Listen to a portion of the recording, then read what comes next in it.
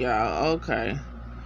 Let's talk about episode 1 of season 9 American Horror Story. This new season is entitled 1984. Listen, this gonna be all the slasher fic tropes.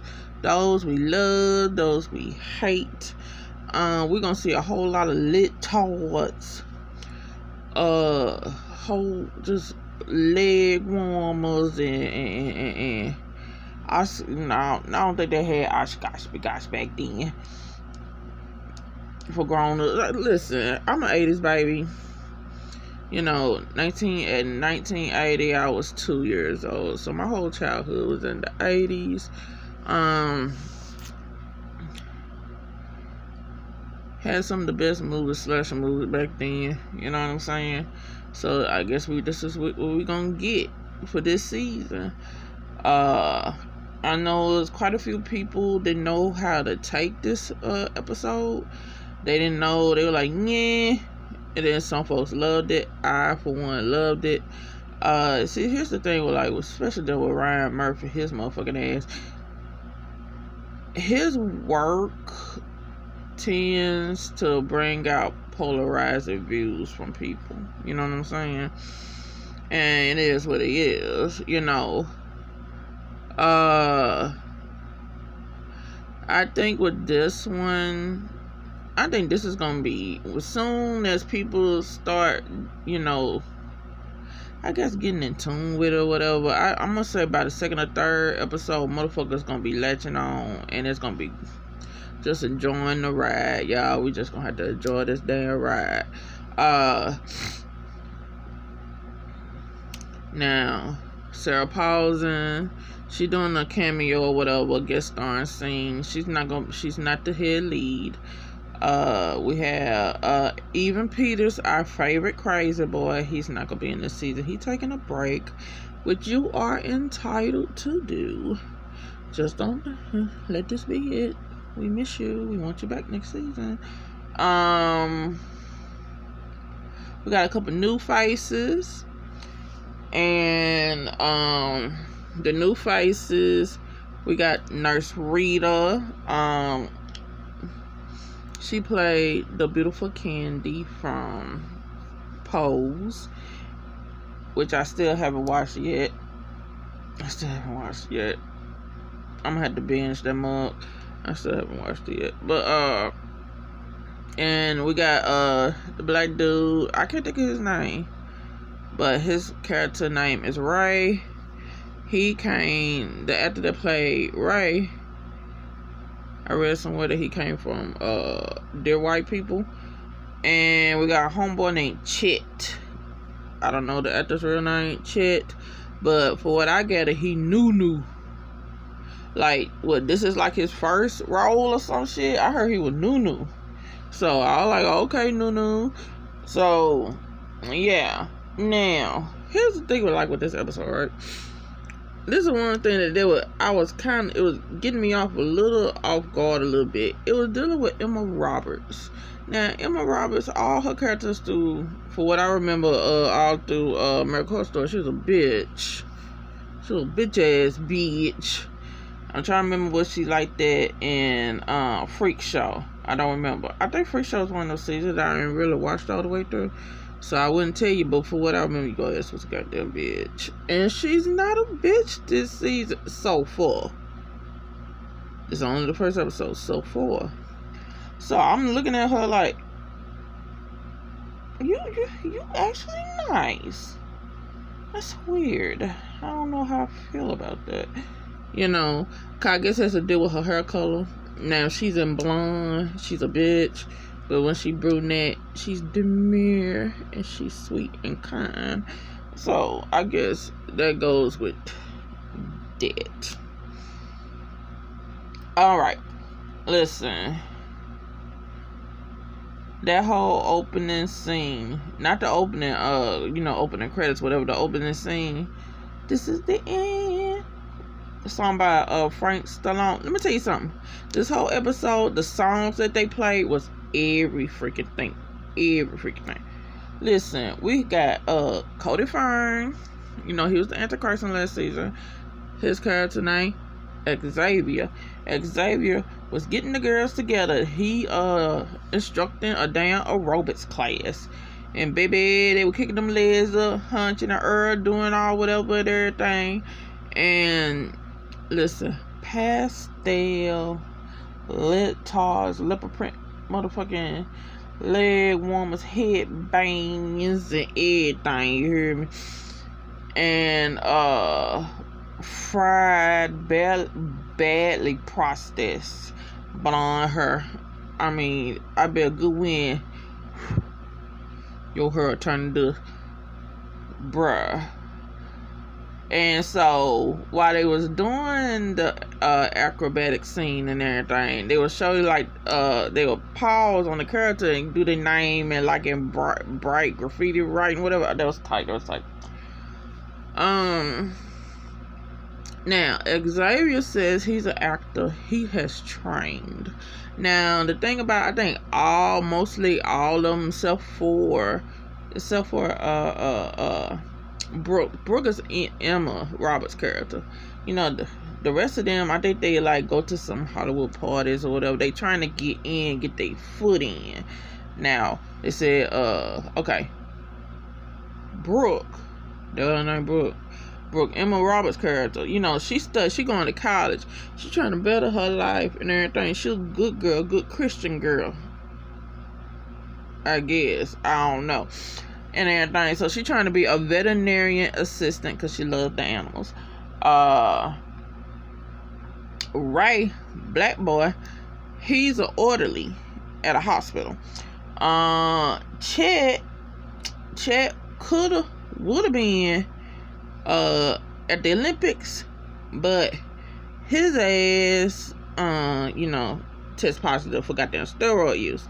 And you know, Brooke was kind of checking him out and everything, and I was like, now Brooke, you might have to stop that, girl.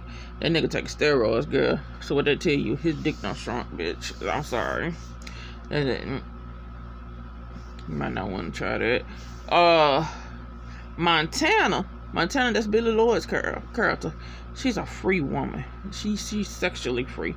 She likes men, women, and all that shit like that. You know, that she owns her puss. So yeah, you know, it is what it is. Okay, Xavier. We don't know what flag he flying or whatever. But I think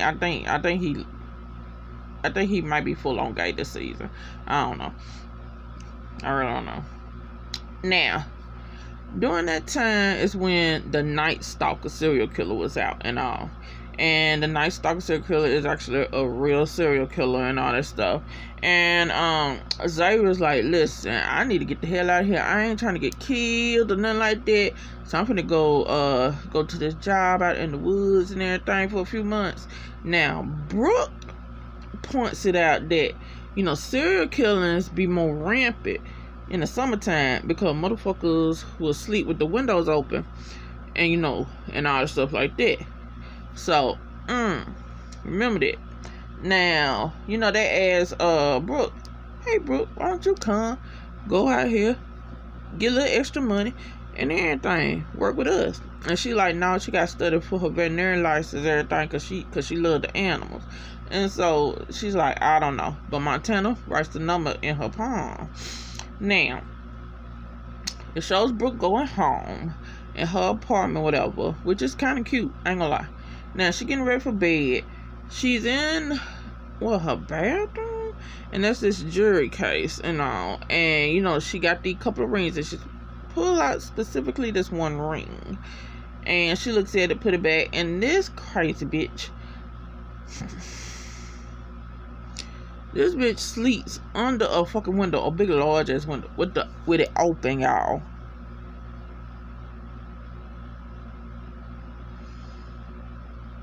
Man, didn't you just say a couple hours ago about the serial killers love some months cause motherfuckers see with their door open, with their window open, and you right there, girl. See, that's some of that shit I was telling you about. Some of the tropes I like, some of the tropes you gonna hate. they just tend to do stupid shit. So it shows the killer, the Night Stalker, whatever. He comes to the side door, I'm guessing, and okay. So your side door, back door, and all that shit like that. You did not have your wooden door closed either. You had that open, so you just had the screen door locked. What you was trying to ventilate, bitch? I mean, you ain't got no air conditioning. They had air conditioners in the 80s, trust. I know. This mug pull up in her house, right? Now, here's my one question with this shit here. Brooke, I don't trust you, bitch. Something about you ain't clean. You wanna know why I say something about her ain't clean? Okay. The Night Stalker coming now. And I could have sworn he said where the ring at. Where is it at? And she talking about it's in over there in the bathroom, whatever, like that. You know what I'm saying? And the energy between him and her.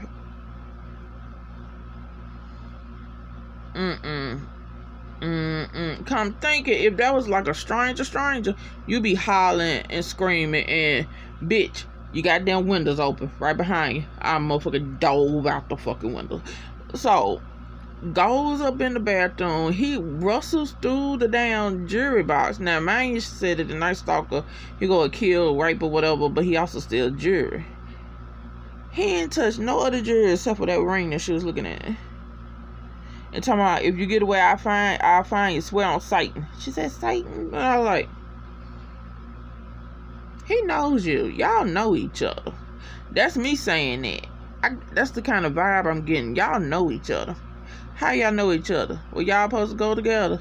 Was you supposed to be the bride for Lucifer or some shit?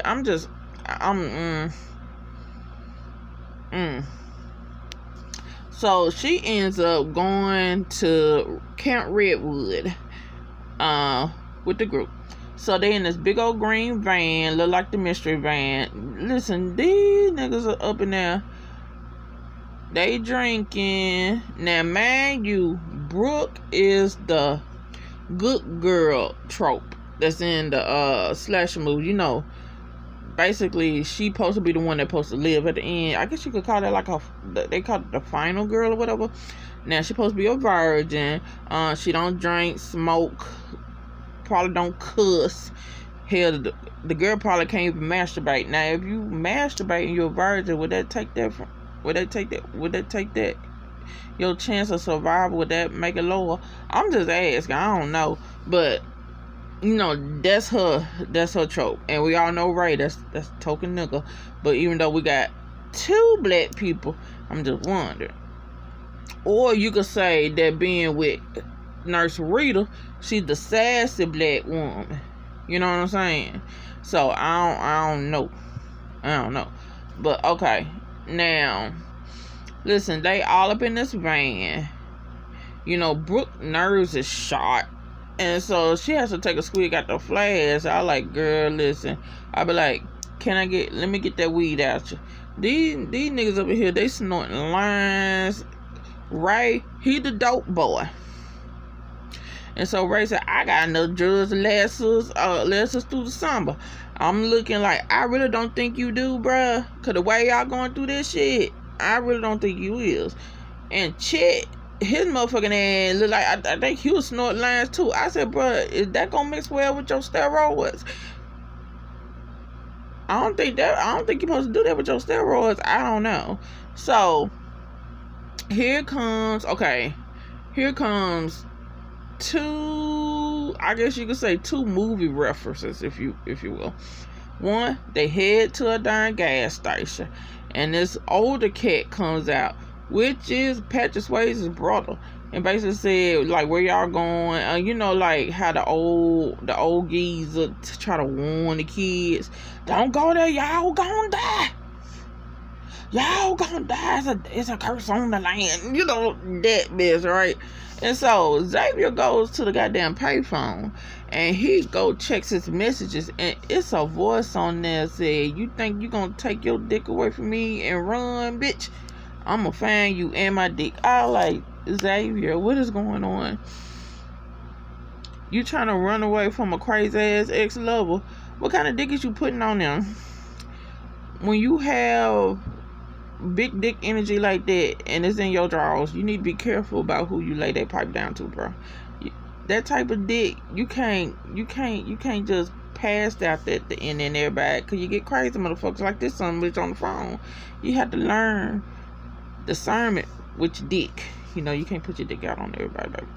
But yeah, that happens. So they up, leave, getting closer to Camp Redwood, and then somebody comes out of the woods, and next thing you know, they collide with the van. And here we go with I Know What You Did Last Summer. This dude, he come out, they like, yo, we gotta take him in. They like, no, we really don't have to. You know, that kind of mess. So a little bit of tug of war, whatever, and they take homeboy with them to the camp. But here's the thing. Now, that motherfucker, the one they hit, right, with the van, he grabs Brooke arm. I think he said he tried to get away or something like that.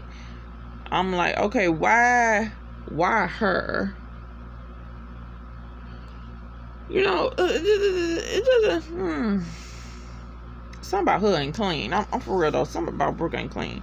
So here we go. We meet the owner of the camp. Now, in the beginning scene of this episode, they have a flashback to 1970, and it's basically dealing with the Redwood Massacre.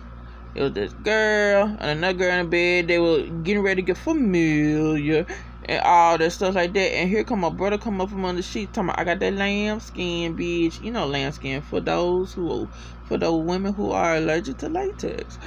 And so they getting ready to do a threesome, bitch. Now, man, they a threesome in the cabin. Y'all finna fuck in front of all them kids. Now, let's just say that them two, listen, they died.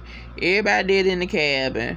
And I already knew this season was gonna be off the chain by the kills. Especially the first kills of the season.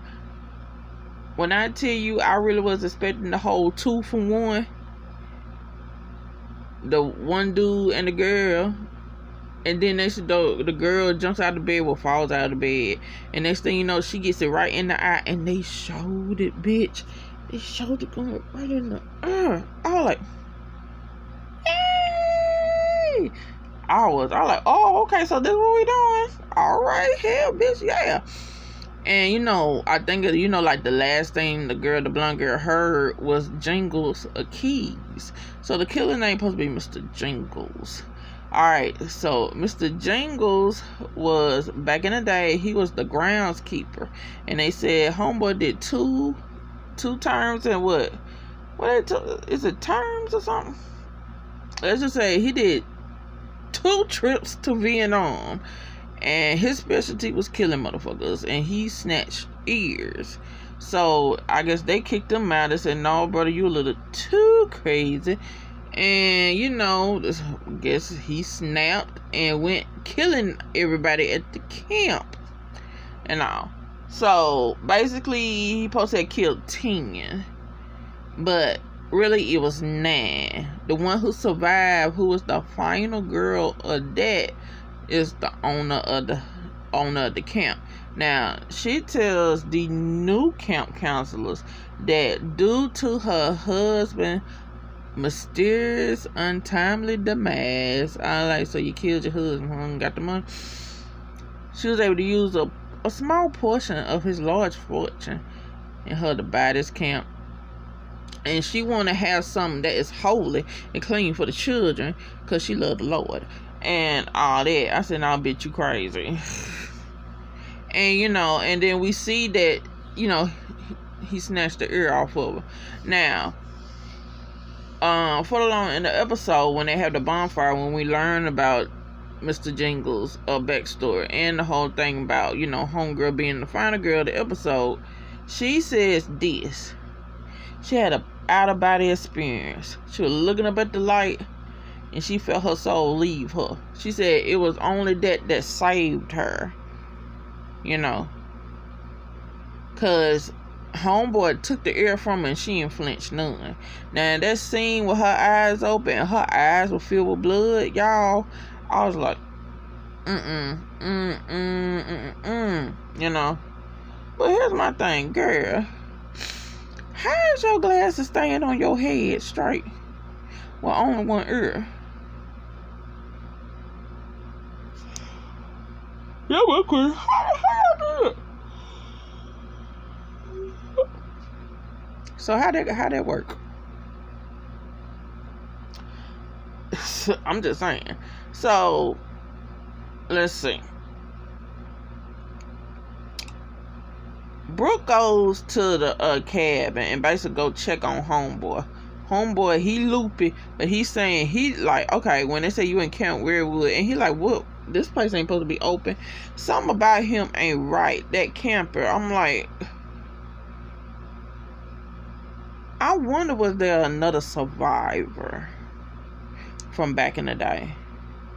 But you know, regardless whatever, he goes check the mirror by himself and everything. That nigga missing an ear. So we get we see a new employer, new employee of the camp. Bruh, he is part of Ryan Murphy's alumni, and Glee, the teacher. What was his name on the show? Mr. Shoe, whatever. Mark Morris, whatever. Homeboy, he got a monster in his trunks. He shows up with some beer, cause they all at the cabin. He said, "Hey, ain't none of y'all supposed to be fraternizing, woo, like that." And listen, I did not even know that was him. I was just looking at him like, you seem familiar as hell. Where have I seen you? Until wait a minute. That go your damn ass. Listen. He is well known for his package. Bruh. I was like, dude, really? Is it like that for real though, bruh? I'm like, dude, have you ever thought about doing porn? Cause you would make some money, bruh. For real. Hell, Montana peeped that out and she said, I will be test driving that Mustang.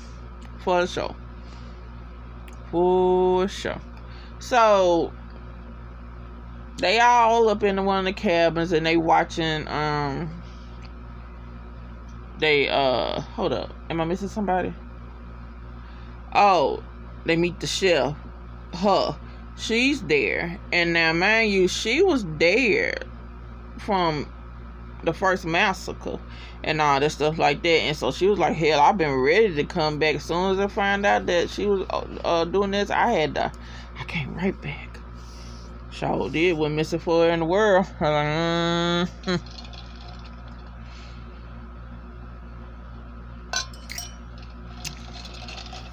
And something about you don't look clean either. I was like, I don't trust your damn ass. I don't trust nobody. I for sure don't trust Margaret. And that's Coco's character, right? Margaret. Something about you, bro. I don't trust you, bitch. And so now they in there watching TV and it comes up about Chet and the goddamn Olympics. And Chet gets mad. Chet crumples a can, throws it at Ray, and Ray cuts his hand.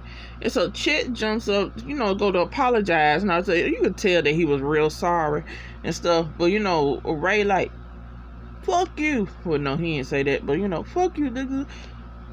You need to do something about your roared rage. He hauls off. And Brooke, being the sweet, kind girl that she is, she goes check on him. Now, Brooke, I caught that little spark between you and Ray. I caught it. But I'm gonna need you to stay the fuck away from Ray, bitch. Cause I still don't trust you, hoe. Cause I think you entangled with the Night Stalker. And I refuse to have Ray get killed all because he throwing heart eyes at your goddamn ass and shit like that. Just because of some jealous ass lover or whatever. I'm serious. Her and the Night Stalker, they motherfucker intertwined, y'all. They are so damn intertwined.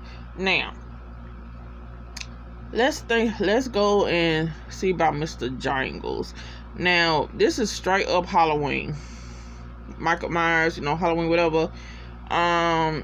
It's a chick in a car. She pulls up to this hospital, and it's crazy folks everywhere. Now, I'm wondering with her, will she be taking the role of Dr. Loomis from Halloween? Now, they also got, what's his name? Mike Plegis. Well, I call him Skinner from down X-Files. He's on there, too. They go in. Mr. Jangles, the motherfucker, chunked the deuces. That nigga done dipped. He also killed his orderly. Now, listen here, orderly. The orderly was a brother. Nigga. What the fuck is you doing? Teasing, messing with that man. Don't give a fuck if that man up in behind that thick ass door, walls, or y'all keep him doped up and everything. Crazy. Evil. Insane, whatever thing. You don't do that. You give him respect. Treat him with a long hand spoon. And whoop the whoop. You ain't had no business fuck with that man like that, bro. So, it looked like homeboy had hung himself. Mr. Giggles and shit. He didn't do that. Man, the orderly got close to him. Mr. Giggles got that insane crazy strength, right? He choked that motherfucker. I thought his eyes were gonna pop out of his head. So he gets up, snatch keys. Homeboy's little key. He likes to jingle. Gets the glasses and chuck the deuces. He gets to the control where he opened up all the cell doors and all the crazies come out to play. Now, the woman that showed up with homeboy with Skinner, they go in and check the room, and there's a newspaper article basically saying that homegirl bought the camp. She finna open up the camp back up. So now they already know. Okay, hell, he heading back to Redwood. Now he gets to Redwood. He start his killing. Now he killed Patrick Swayze's brother. Homeboy is on the car fixing it. The car falls on him.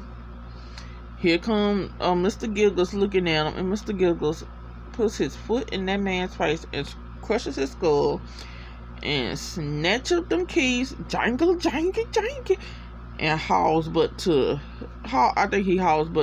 Camp Redwood. Now, Brooke, she, goes to find some stuff for, Ray or whatever. Heads off to the infirmary. She goes in there, turns around. Homeboy is hanging from the door, dead to the bed. And next thing you know, she screams, and boom, there goes who she think is Mr. Jangles. You heard I said, there go who she think is Mr. Jangles. Next thing you know, she started running, and here we go. That goddamn girl. It's this trope in horror movies when motherfucking bitches, they run and they fall. And I'm like, and they fall. They run and they fall. Cause they tends, when they run, they tends to look back. No. As long as you keep a good speed, bitch, you good. You do not look back. You keep a focus. Cause when you look back, that fuck up with your rhythm and your speed. You keep focus. That goddamn girl fell about 50-11 times. I was like, how many times you gonna fall, girl? Fell, slid down the hill, got up, ran a couple feet, fell again. I mean, she covered in mud from head to the goddamn toe, bitch. Hits to the cabin. She said, Mr. Jangles. Everybody looking crazy. Everybody looking at her like, girl, what's wrong with you? And she's like, Mr. Jangles trying to kill me. Whoa. And so they all go to the damn infirmary, right? Now Candy, Queen, Nurse Rita, what the hell you doing? Trying to open up doors, check out shit first? No, you let one of them young Thundercat males go before you, girl. Hell wrong with you? You trying to make sure you live through this shit. So, get there. Oh, they close the door where the hiker was at. He ain't there no more. Ain't nothing there. So now all of them looking at her like she crazy. And I think that's the stunt they're gonna pull with her this season. All this shit gonna start happening to her, and motherfuckers gonna think she crazy till it basically shows itself to all of them, right? So they all look like, girl, bye. Next thing you know, on the porch, it looked like somebody looked like Mr. Jingles. Same raincoat and everything. It's Margaret. There she go, Margaret, you know, fussing and all things like that and everything. Listen, here's my thing. It's more than one killer. We know for sure. We know because at the end, the Night Stalker shows up. He's there. Apparently, Lucifer got a hellified GPS. You know what I'm saying? Hellified GPS back in the 80s. Yes, he does. So, Lucifer, the Night Stalker there. Mr. Jingles is there. It's a third killer. And I'm gonna tell you who the third killer is. It's Margaret. I don't fucking trust Margaret. Margaret is that third fucking killer. Cause I bet you money, Margaret is the reason why the hiker had that ear, lost the ear. Margaret probably had that hiker healed up some fucking world. Cause they were saying he had old bruises and scratches on it and old blood on him. Now, Miss Montana, hot ass girl. Okay, we all know you want some of Big Dick Willie. Y'all up in that pond. Y'all up in that lake, in that dirty ass fucking water, and you had this man go down on you in that dirty palm scum ass fucking dirty ass water. And don't tell her how many dead bodies up in that fucking water, girl. What the hell wrong with y'all? Nasty. And then off to the distance, it was somebody watching their ass because she saw headlights. It's crazy. I'm trying to think what else.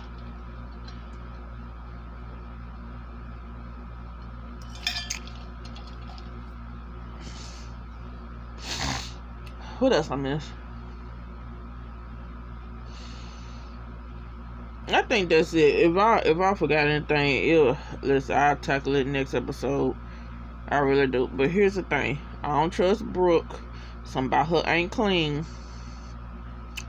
It's 3 killers. Probably more. And all.